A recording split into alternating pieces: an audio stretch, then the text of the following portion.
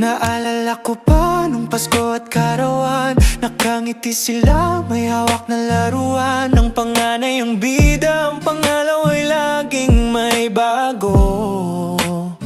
Samantalang ako nakatingin lang sa malayo, luma ang sapatos, butas ang bulsa. Saka na lang bunso ang laging kanta nila, ang sobra sa kanila ay sapat na raw sa akin. Ang hiling ko noon naging bulong sa hangin. Masakit isipin na kailangang magtiis sa pag-ibig na tila pa may pinipiling mabilis. Bakit ang turing sa akin ay huling prioridad? Sa sarili kong tahanan ako'y napapatay. Ngayon ang dating pangarap ay hawak ko na. Ang mga bagay na wala noon, nabibili ko na. Hindi na kailangang magmakaawa sa tira-tira. Binubuo ang sarili mula sa pagkakagiba.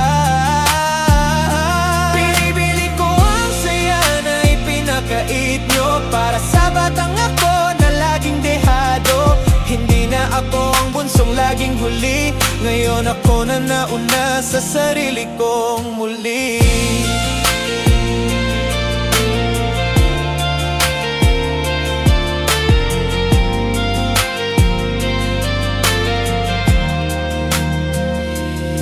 Ang mesa dati kulang para sa akin, ngayon kahit ano kaya ko nang kainin. Walang paborito sa perang pinagpaguran, walang inggitan, walang kailangang lagpasan. Siguro nga'y tadhana na ko ang maiwan para matutong tumayo sa gitna ng kawalan. Ang pagiging bunso na laging nakakalimutan ay siya ring naging daan para lumaban sa kinabukasan. Patawad sa batang ako na nagkakalang hindi sapat,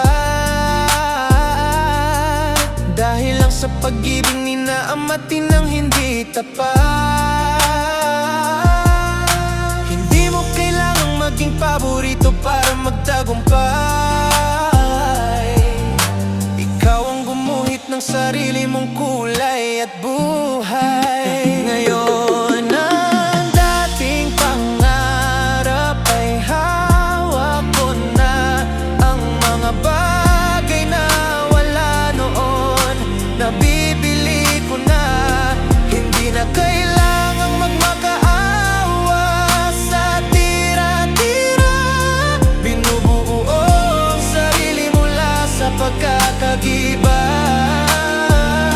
Pinibili ko ang saya na ipinakait nyo para sa batang ako na laging dehado. Hindi na ako ang bunsong laging huli, ngayon ako nang nauna sa sarili kong muli. Sa wakas, nakuha ko na ang sapatos, ang damit, ang lahat ng wala. Pero higit sa lahat, nahanap ko na ang halaga. Nawala sa kanila kundi nasa akin pala.